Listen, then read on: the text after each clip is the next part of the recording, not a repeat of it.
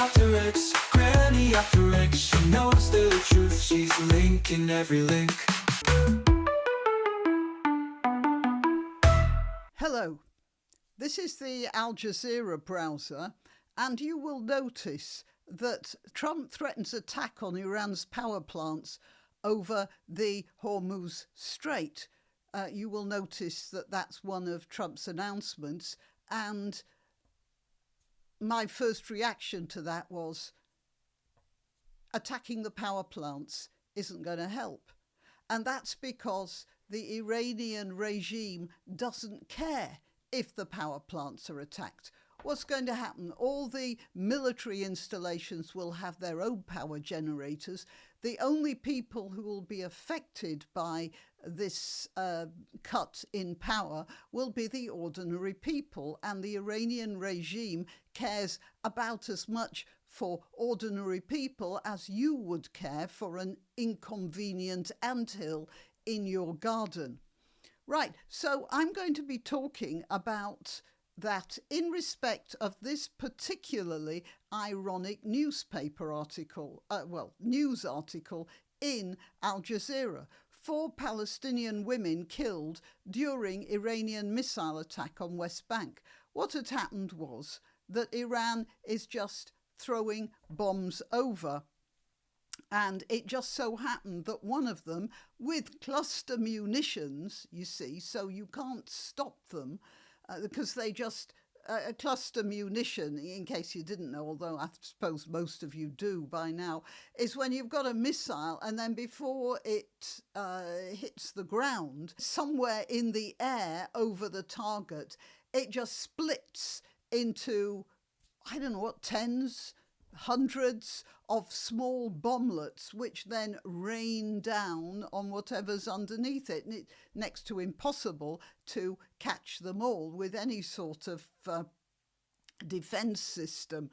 And in this case, it fell, this particular missile fell on Hebron, which is an Arab town of some 200,000 people. There is a small Jewish settlement at the side of it, but the town itself is, and has been for quite a while, an Arab town, and as I say, nearly 250,000 people in it.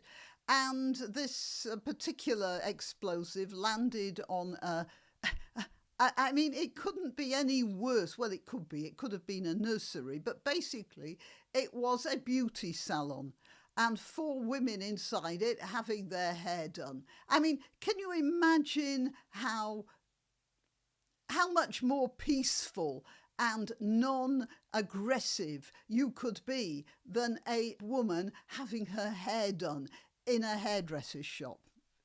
Anyway, 4 women were killed. And do the Iranians care about that? No.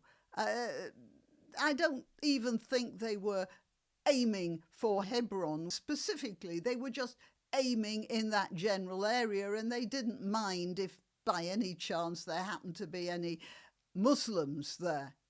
I mean Muslims. They're co-religionists, people who would support them in any situation. And that's probably because of the mosaic doctrine, in which, having no obvious commander, each little separate unit does its own fighting, and probably badly trained or maybe just fanatical enough so it doesn't matter. After all, if you're in Hebron and you're not fighting the Jewish devil, then you are yourself guilty, so or who cares? And this is all part of this particularly toxic branch of Islam, which you could call Apocalyptic Islamism, which has been embraced in increasing levels of severity by the Iranian powers that be. You find it in Hamas as well. That is, people aren't important as human beings. They are just material to be used. The leaders of Hamas, for instance, I have some notes here, They kept saying, well, we're going to win because they love life while we love death. In other words, it doesn't matter if we get killed. And there were accusations of hypocrisy because these people were saying that sort of thing from their comfortable hotels in Qatar. However, you could see that it's not entirely hypocrisy. Ismail Haniyeh got the news that 4 sons and how did he say it? That 4 sons and some grandchildren were, I don't know how many, and you'll see why in a moment. 4 sons and some grandchildren were killed during an Israeli operation of some sort in Gaza. And his first words on getting this news were, "I thank God for this honour that he bestowed upon us with the martyrdom of my 3 sons and some grandchildren." Note that, some grandchildren. He didn't even know how many, and it wasn't important. And then you think, well, how do you fight an enemy who is apparently devoid of what we would regard as normal, natural human emotions? We would regard that sort of a reaction as psychopathy, wouldn't we? If any British person regarded a destruction of their children and grandchildren as an honour, we would regard that as something that needs fixing in his brain, wouldn't we? Obviously, with that sort of a mindset, if you're willing to accept the deaths of your children with such equanimity, then of course you're going to accept the deaths of total strangers in a town that you've never visited, possibly, as just, well, collateral damage and quite acceptable in the furtherance of the cause. So how do you fight people like that? And yeah, that's a tough one. Definitely, it's a tough one. But for a start, the important thing is to recognise that it exists. So, yeah, the next step is to ditch all this peace and love. We see it in the church a lot as well, and that's really upsetting. We've got to ditch this, what Gad Saad calls suicidal altruism. We've got to ditch that. I'm not saying that we should rejoice at the deaths of such people, but we have to recognise where these people are before we can even stand up against them. And in this case, we have to think about this in respect of immigrants to our own countries, because we don't know where half the immigrants are from. And I do have to remind you, most of them are young men from war-torn countries, and many of them infused with this Islamist ideology. And I'm not just talking about the United Kingdom, of course. I'm talking about Europe, and I'm talking about, well, Canada. I'm talking to you particularly. Canada just took an important Iranian cleric to their bosom. Now, I have to remind you what happened in France.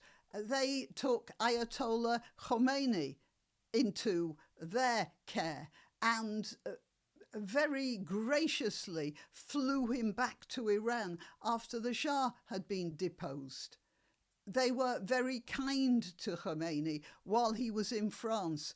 And look what Khomeini did, because again, Khomeini regarded them simply as material to be used. So he was quite polite while he was living there, but the moment that he got back to Iran, the gloves were off. I might say that this sort of thing happened to Yahya Sinwar. He was in jail in Israel, not for attacking Israelis, but for, with his own hands, strangling 4 fellow Palestinians whom he suspected of being Israeli supporters or spies or something. He was in jail for murdering his own people. Anyway, he was let out in the, I think it was a deal over a kidnapped Israeli soldier. But anyway, he was let out. And while he was in jail, it was discovered he had a brain tumour, and the Israeli medical establishment went into full save life mode and operated on him and saved his life. And at some point, he told one of the doctors who was dealing with him that he owed no gratitude to the Israelis, and given half a chance, he would kill them all, which he eventually carried out to the best of his ability.